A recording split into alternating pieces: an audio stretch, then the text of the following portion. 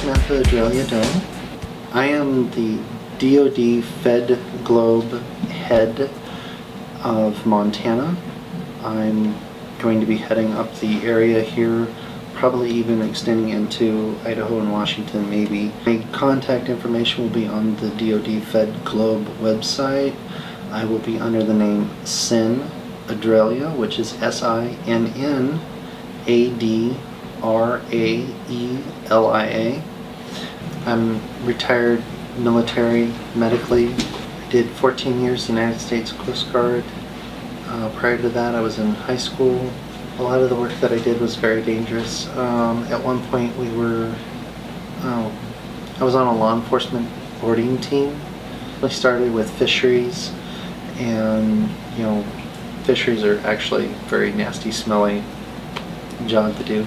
Went from doing fisheries to after 9/11, we did boardings to make sure that vessels entering and exiting the harbors were clear of potential nuclear or dirty bomb devices. After the initial 9/11 incident, things kind of slowed down. We would have anywhere from 20 to 40 boardings a week.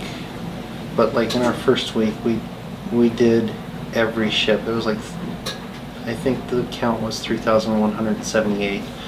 I'm not very positive on that count. I know some days I exaggerate a little bit on that number, but it was a lot of boardings. I had very little sleep the first 2 weeks.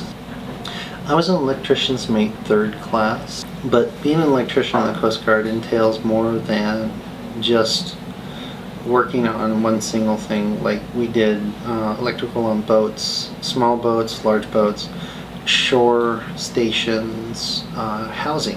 My feelings on equality are very important. I feel that the military has been well behind the times on this situation. People have served in the military quietly because they have had no choice but to do so, even though they are just as patriotic as anyone else in any service, actually. While you can serve more openly in like the Peace Corps versus the military, it seems like there's an unfair balance there. The fact that transgender still cannot serve openly is a little disturbing, considering that they have opened up the doors for lesbians and gay men to serve, as well as bisexuals. It shouldn't matter who you are or how you feel about your body or your gender identification or your sexual orientation, for that matter. If you're patriotic, you should still be able to serve, regardless of your background. The challenges of living in Montana are varied and differing depending on where you are at. Missoula, Montana is probably one of the most accepting areas. When you get into the outlying cities like Butte, Billings, some of those other cities are not quite as accepting, but they are changing. So things are getting better here in Montana. I'm not fully aware of how the situations are in Idaho. I know that Seattle, Washington is exceptionally open and accepting.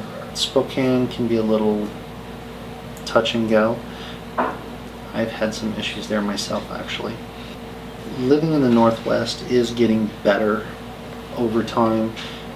It's improving quite rapidly, actually.